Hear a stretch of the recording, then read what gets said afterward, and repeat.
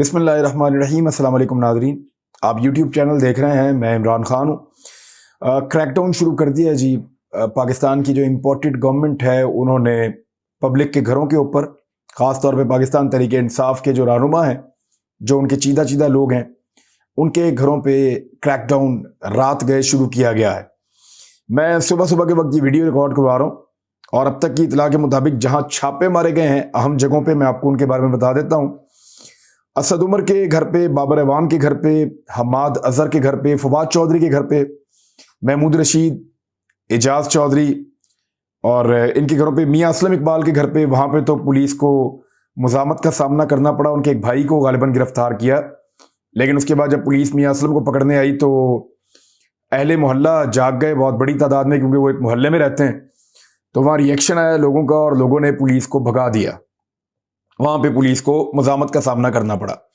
Doctor Yasmin Rashid साहिबा के जो है वो हमाद अजहर के घर में मौजूद थी और जब वहां पे छापा मारा गया तो उनको घसीट के ले जाने की कोशिश की तो वो ज़मीन पर बैठ गई धरना दे के, और फिर उसके बाद उन्होंने वीडियो बनाई, उनसे मोबाइल फ़ोन छीनने की भी कोशिश की। तो डॉक्टर यास्मीन राशिद साहिबा के साथ भी बहुत बदतमीजी की। ये वो खातून है जिन्होंने कोरोना में पाकिस्तान में बेहतरीन खिदमात सर अंजाम दी हैं और इनकी वजह से या इन जैसे लोगों की वजह से पाकिस्तान कोरोना में बेहतरीन परफॉर्म कर सका पूरी दुनिया के अंदर, और दुनिया इनकी खिदमात को मानता है। डॉक्टर यास्मीन राशिद वो खातून हैं जो कैंसर से लड़ रही हैं और इसके बावजूद इस उम्र में उन्होंने हिम्मत नहीं हारी और बड़ी शानदार कोरोना के खिलाफ अपनी पब्लिक के लिए उन्होंने बड़ी कोशिश की है। तो उनको ये सलाह दिया इस हुकूमत ने कि उनके ऊपर बड़ा खौफनाक अटैक किया है। शफकत महमूद साहब जो पंजाब के इस वक्त सदर हैं, उनके घर पे छापा मारा गया। शेख रशीद के घर पे छापा मारा गया। शेख राशिद जो उनके भतीजे हैं उनके घर पे छापा मारा गया। उस्मान डार, अली असजद मली और फिरदौस आशिक ऐवान, सियालकोट में जो छापे मारे गए हैं वो इन 3 लोगों के और दीगर कुछ लोगों के घरों पे छापे मारे गए हैं। गुजरावाला में बहुत बड़े पैमाने पर छापे मारे गए हैं। रावलपिंडी में सीपीओ को तब्दील किया गया जब नया ऑफिसर लगाया गया। यानी ये पूरे पंजाब में जिन जिन जगहों पर इन्होंने छापे मारने थे, पहले यहाँ पे पुलिस के अपनी मर्जी के बंदे तैनात किए गए हैं। अपने बंदे तैनात करने के बाद उन बंदों से अब छापे मरवाए जा रहे हैं कारकुनों के घरों में। हमाद अजहर के घर पे भी बाद में कारकुन इकट्ठे हो गए और वहां रोला बन गया। उसके बाद पुलिस गिरफ्तार नहीं कर पाई, मीडिया भी वहां पे पहुंच गया और मीडिया के आने के बाद पुलिस को वहां से निकलना पड़ा। मुराद रास के घर पे छापा पड़ा है और बनी गाला की सराउंडिंग के अंदर भी पुलिस छापे मार रही है, क्योंकि यहाँ पे जो कारकुन जमा हैं या आसपास के घरों में रहते हैं उनके ऊपर भी छापे मारे जा रहे हैं। फैसलाबाद से भी छापों की इतलात आ रही हैं। फरूख हबीब और दीगर जो वहां के रहनुमा हैं उनके घरों पे छापे मारे जा रहे हैं। इस्लामाबाद में कंटेनर्स लगाकर रेड जोन समेत मुख्तलिफ सड़कों को बंद कर दिया गया है। जो रेड जोन की तरफ जाने वाली जितनी सड़कें हैं, डी चौक और दूसरे एरिया से जो रेड जोन की तरफ बढ़ती हैं आगे, उन सबको इस्लामाबाद में बंद कर दिया गया है। हिकमत अमली ये बनाई गई है कि 0 पॉइंट से आगे कश्मीर हाईवे पे जब ये इस्लामाबाद के अंदर काफिला अगर एंटर होता है, 2 हिकमत अमली हैं। एक तो इनको अटक के पास रोका जाए, इमरान खान साहब का जो काफिला आ रहा है उधर खैबर पख्तूनख्वा से, और अटक के पास पूरी ताकत लगाई जाए पुलिस की। जैसे परवेज खटक को रोका था वैसे ही इमरान खान को रोकने की कोशिश की जाए, लेकिन लगता है कि बहुत मुश्किल होगा इस मरतबा रोकना, क्योंकि इमरान खान साहब खुद आ रहे हैं। दूसरी हिकमत अमली यह है कि कश्मीर हाईवे तक इनको आने दिया जाए और इमरान खान साहब भी कश्मीर हाईवे पे आ जाएं और कश्मीर हाईवे से आगे ना बढ़ने दिया जाए और 0 पॉइंट के करीब रोक दिया जाए और यहां से आगे लोगों को ना जाने दिया जाए, ताकि रेड जोन को महफूज बनाया जा सके और इस एहतजाजी तहरीक को डिफ्यूज किया जा सके, इसको खत्म किया जा सके। इससे कबल कुछ बड़ी इंपॉर्टेंट इतलात ये आई हैं कि रावलपिंडी डिवीजन, ये चाहे रवात का इलाका है, चाहे टैक्सला का एरिया है और जो दीगर इलाके हैं यहाँ पे, वहाँ पे रावलपिंडी डिवीजन में मुख्तलिफ इलाकों में कंटेनर्स की पकड़ धकड़ बहुत तेज़ी से की गई है। बहुत सारे कंटेनर्स पकड़ लिए गए हैं और जो भी कंटेनर वहाँ से गुजरता है ट्राला, उसको पकड़ लेते हैं और वहाँ पे उसको खड़ा कर देते हैं।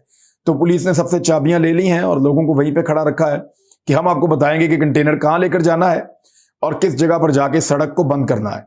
जिन कंटेनरों के अंदर सामान मौजूद है, वो ड्राइवर ये बता रहे थे मीडिया को कि हमारा सामान खराब हो जाएगा। कुछ आइटम जो हैं वो पेरिशेबल हैं, जो खराब हो सकती हैं, लेकिन इसके बावजूद पुलिस किसी की बात नहीं मान रही। कुछ कंटेनर्स वाले ये भी कह रहे थे कि हमारे पास तो खाना खाने के भी पैसे नहीं हैं, तो हमने तो अपनी मंजिल पे पहुंचना था और पुलिस ने हमारे कंटेनर्स पकड़ लिए हैं। स्टेट ने अपनी पूरी पावर इस्तेमाल की है इस वक्त और पूरी मशीनरी इस्तेमाल की जा रही है। और तहरीक इंसाफ की हिकमत अमली क्या होगी इसके बारे में मैं आपको बताता हूं, लेकिन कुछ चीजें और हैं वो आपके साथ मैं शेयर कर देता हूं कि अमेरिकी सफीर का पहला दिन था पाकिस्तान में और उसने जिम्मेदारियां संभाली और बड़ी खुशी का इजहार किया। और पहले ही दिन अमेरिकी सफीर को यह तोहफा मिल रहा है कि इमरान खान साहब की जमात के ऊपर पूरे पंजाब में और इस्लामाबाद में बड़े पैमाने पर छापे मारे जा रहे हैं।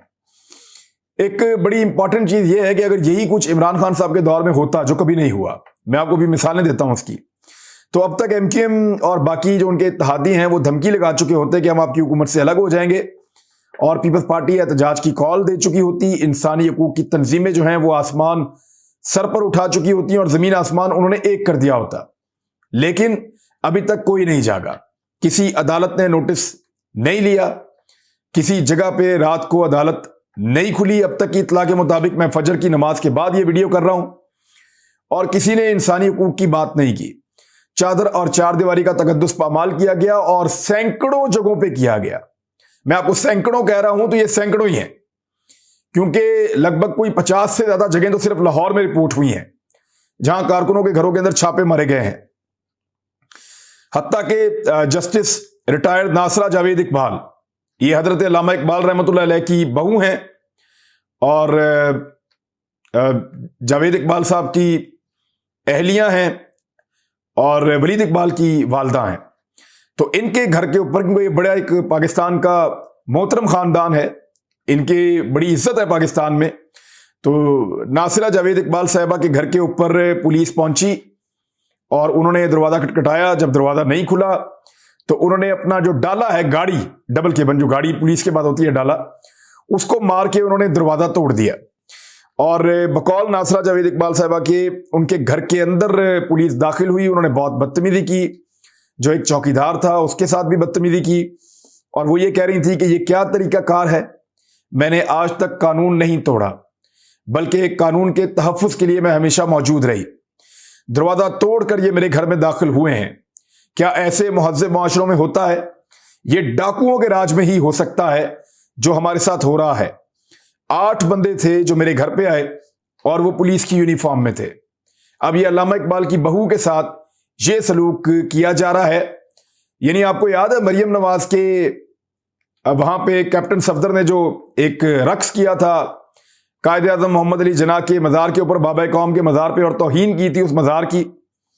उस पर जब रिएक्शन आया फौज में और इदारों में, तो कैप्टन सफदर को गिरफ्तार किया गया था एक होटल का दरवाजा खटखटाकर और उसको जबरदस्ती खुलवाकर या तोड़कर। कैप्टन सफदर को जब गिरफ्तार किया गया था तो उस पर बिलावल ने इतना रोला डाल दिया था कि आर्मी चीफ को इंटरवीन करना पड़ गया और कॉल करना पड़ गया, और ऐसा शो किया गया कि जैसे बहुत बड़ी बेहुरमती हो गई है मरियम नवाज की और कैप्टन सफदर की। लेकिन आज पंजाब में घर घर के दरवाजे तोड़े गए और सीढ़ियां लगाकर घरों के अंदर फलांगा गया। बेडरूम्स तक जाकर खवातीन को, बच्चियों को, बच्चों को हरासा किया गया, बुजुर्गों को हरासा किया गया, और इस किस्म के छापे मारकर पूरे पंजाब को यरगमाल बना लिया गया और लोगों को जलीलो ख्वार किया गया। तो यहां पे किसी की चादर और चार दीवारी का कोई तकद्दुस नहीं है। यानी अगर मरियम नवाज का दरवाजा टूट जाए तो क्यामत बर्पा हो जाती है और आईजी सिंध जवाबदेह हो जाता है और आर्मी चीफ को एक्टिव होना पड़ जाता है और सिंध की पूरी हुकूमत जो है वो सरापा एहतजाज हो जाती है। लेकिन बहुत सारी बच्चियां, बच्चे आज रो रहे थे, उनकी माएं रो रही थी। हमने बहुत सारी फुटेजेस देखी हैं, वो कांप रहे थे खौफ से। पुलिस उनके घरों के अंदर दाखिल हुई, जबरदस्ती दाखिल हुई, चादर और चार दीवारी की तकद्दुस को पामाल किया, दरवाजे तोड़े, बेडरूम्स तक गए और फिर इसी तरह ट्रेसपासिंग करते हुए लोगों को घसीटते हुए गिरफ्तार करके वो ले गए हैं। ये बगैर वारंट के हुआ है, जो भी हुआ बगैर कानूनी दस्तावेजात के हुआ है और कोई कानूनी जवाब इसका फराहम नहीं किया जा सकता। पूरे मुल्क में अफरा तफरी फैला दी गई है। पूरे पंजाब से सैकड़ों इंसानी हकूक की खिलाफ वर्जियां रिपोर्ट हो रही हैं। मुल्क को एक एमरजेंसी जैसी सूरत हाल में इस इंपोर्टेड हुकूमत ने ले जाने का ऐसा लगता है कि फैसला कर लिया है और ऐसा लगता है कि ये इमरजेंसी की सूरत हाल में पहुंचा चुके हैं इस मुल्क को। क्या अदलिया इस पर एक्शन लेगी कि बच्चियों को, खवातीन को, बच्चों को हिरासा किया गया है, आधी रात को 1:30 बजे, 2 बजे, 3 बजे, 4 बजे छापे मारकर, और पुलिस जो है वो लोगों के बेडरूम्स तक आ गई है। ये हुकूमत एक माफिया की तरह डील कर रही है। अब जरा देखेंगे इमरान खान साहब ने क्या कभी ऐसे किया था? जब भी कभी इमरान खान साहब के खिलाफ कोई लॉन्ग मार्च, कोई एहतजाज, कोई चीज शुरू हुई तो एस्टेब्लिशमेंट ने हमेशा इमरान खान साहब को एक अच्छा मशवरा दिया कि ताकत का इस्तेमाल नहीं करना लोगों के खिलाफ। एक आईनी कानूनी हक है एहतजाज का, जलसा करने का, वो इनको इस्तेमाल करने दिया जाए। मरियम नवाज ने और हमजा शहबाज ने एक लॉन्ग मार्च किया, बड़ा अच्छा उनका लॉन्ग मार्च लाहौर से निकला, इस्लामाबाद आया, उन्होंने जलसा किया और उनको किसी ने नहीं रोका, एक भी छापा नहीं पड़ा। इसी तरह जब फजल रहमान साहब ने 2 मरतबा लॉन्ग मार्च किया और फिर 2 मरतबा धरना भी दिया, जब तक हुकूमत नहीं गिरेगी मैं घर नहीं जाऊंगा। बड़े सख्त जुमले भी उन्होंने बोले इदारों के बारे में, इमरान खान के बारे में, और बड़ी तौहीन अमेज उन्होंने खिताबात भी किए। लेकिन इसके बावजूद फजल रहमान साहब के एक भी कारकुन को न सिर्फ गिरफ्तार नहीं किया गया बल्कि उन्हें कुछ भी नहीं कहा गया। यहां इस्लामाबाद के पार्कों में वो झूले लेते थे, क्रिकेट मैचेस होते थे, वो देखने जाते थे उनके कारकुन, कई दिन वो यहां पे रहे, किसी ने उनको कुछ नहीं कहा। फजल रहमान साहब की जमात के बारे में भी बड़ा अच्छा रवैया रहा। बिलावल भुट्टो जरदारी साहब की एक पॉलिटिकल पार्टी है, वो सिंध से निकले, उनकी बहन की एंट्री भी करवाई गई मुल्तान के पास, एक ड्रोन भी अनफॉर्चुनेटली, बदकिस्मती से आसफा भुट्टो जरदारी के चेहरे पे लगा, जिससे उनको एक जख्म भी आया। तो बिलावल भुट्टो जरदारी साहब को कहीं पे भी नहीं रोका गया पंजाब में दाखिले पर, आने पर। वो आए, उन्होंने अपना लॉन्ग मार्च मुकम्मल किया, उन्होंने वो अपना मशहूर स्टेटमेंट जो है काम पे टांगने वाला, वो इसी लॉन्ग मार्च के इख्तिताम पे इस्लामाबाद में आकर दिया था बिलावल ने, तो उनको भी किसी ने नहीं रोका।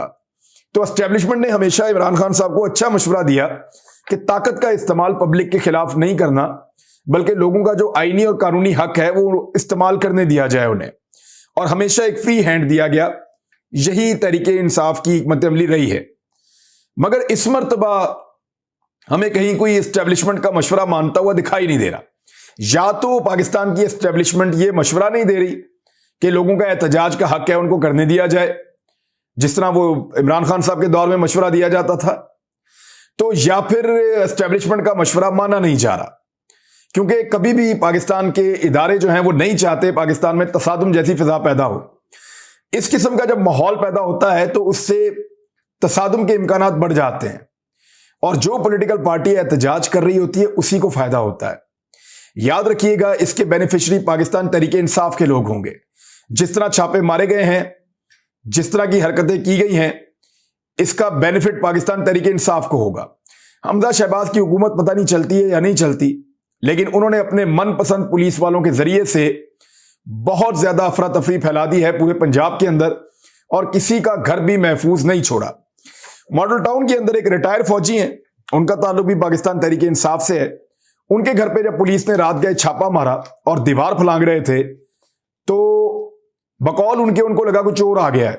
यानी अगर आप अचानक किसी के घर में यूं दाखिल होंगे और वो अंदर जाग जाए और वो रिटायर फौजी भी है, तो उन्होंने गोली चला दी और गोली एक पुलिस वाले को लग गई, और वो इंतहाई नाजुक हालत में उसको अस्पताल पहुंचाया गया। कुछ लोग कह रहे हैं कि वो उसका इंतकाल हो गया, कुछ लोग कह रहे हैं कि नहीं, वो बहुत ज्यादा जख्मी है, उसकी हालत नाजुक है। लेकिन ये जब मैं वीलॉग आप पढ़ रहे होंगे तब तक तो मामला क्लियर हो जाएगा। लेकिन ये बड़ा अनफॉर्चुनेट है, रियासत अपनी पूरी ताकत इस्तेमाल कर रही है और इसका फायदा पाकिस्तान तहरीक इंसाफ को होगा। कितने लोग पकड़े जा सकते हैं? 500, 800, 1000, 2000। तो इमरान खान के जलसे में तो 1-1 लाख आदमी आता है, तो अगर 10,000 आदमी भी पकड़ लिया जाएगा तो वो तो 20 लाख बंदा इकट्ठा करने का प्लान बनाकर बैठे हुए हैं। वो ये कहते हैं कि लाखों लोग तो मैं खैबर पख्तूनख्वा से लेकर आऊंगा। तो ये चीज शायद काम नहीं करेगी, बल्कि लोगों के गुस्से में इजाफा करेगी, और आने वाले वक्त में हम देखेंगे कि ज्यादा बड़े पैमाने पर यह तहरीक आगे बढ़ेगी। क्योंकि मैंने पहले भी आपको कहा है कि पाकिस्तान तहरीक इंसाफ एक रिएक्टिव फोर्स है। इमरान खान साहब ने इसके ऊपर कुछ ट्वीट्स किए हैं और उनका यह कहना है कि हमने हमेशा जो है वो इजाजत दी है सबको एहतजाज करने की, हमारी हुकूमत ने कभी ऐसा रवैया नहीं रखा, और एहतजाज तमाम शहरियों का हक है कि वो पुरअमन एहतजाज करें। लेकिन ये जो ब्रूटल क्रैकडाउन किया जा रहा है पाकिस्तान तहरीक इंसाफ के लोगों के ऊपर पंजाब में और इस्लामाबाद में, इसने हमें एक दफा फिर दिखाया है कि फाशिस्ट नेचर है, जो एक रवैया है फाशिस्ट पीएमएलएन का, जब भी ये ताकत में आते हैं तो ये फाशिस्ट बन जाते हैं। और ये जो प्रेजेंट क्रैकडाउन है, ये जो मौजूदा क्रैकडाउन है, इसने बहुत संजीदा सवालात खड़े कर दिए हैं पीएमएलएन के ऊपर और हैंडलर्स के ऊपर। अभी इमरान खान साहब ने ये नहीं बताया कि हैंडलर्स कौन है, लेकिन फिलहाल वो ये जरूर कह रहे हैं बार बार कि हैंडलर्स के ऊपर सवालात पैदा कर दिए हैं। इससे पहले कि इमरान खान साहब को ये बताना पड़े, अगर कोई हैंडलर्स हैं तो उन्हें इस बारे में खबरदार रहना चाहिए। अच्छा, इसके बाद इमरान खान साहब ये कह रहे हैं कि इकॉनमी पहले ही बहुत बुरे हालात से गुजर रही है, मैं वार्न करना चाहता हूं, खबरदार करना चाहता हूं इस बदमाशी के ऊपर कि, और उनके हैंडलर्स को भी खबरदार करना चाहता हूं कि इस किस्म की जो गैर जमहूरी और फाशिस्ट इकदामात हैं ये एक्सेप्टेबल नहीं, काबिल कबूल नहीं होंगे, और काबिल कबूल नहीं होंगे इकोनॉमिक सिचुएशन के लिए, माशी सूरत हाल के लिए, और ये मुल्क को मजीद अनारकी की तरफ लेकर चले जाएंगे।